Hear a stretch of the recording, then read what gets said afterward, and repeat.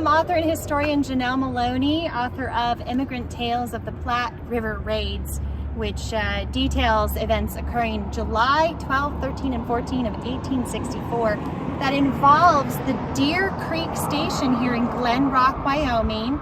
At the end of the Platte River Raids, we actually had a large group of thousands, up to 2,000 immigrants kind of huddled around Deer Creek Station, and in about 1 week, 250 soldiers arrived responding to this crisis.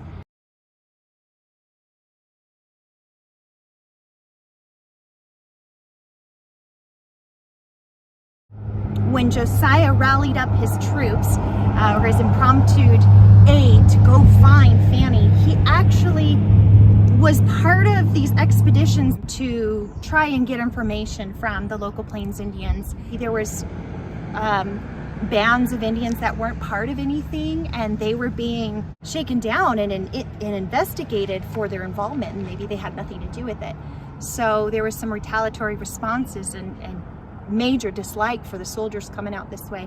A gentleman named John Brown was part of the expedition that went out with Josiah to interrogate local tribes and to try and find Fanny Kelly. And John Brown had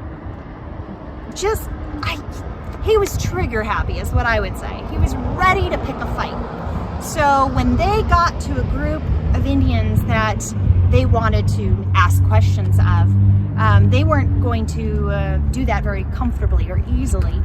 So they expressed, we're not talking to you, this is not cool. And the group that John Brown took out, including Josiah Kelly, said, we actually don't want to pick a fight with these people. So they turned around and left. And John Brown didn't back down. And he continued to fight them on his own. And he was shot. He took an arrow through his neck. And everyone said, oh yeah, he's left for dead.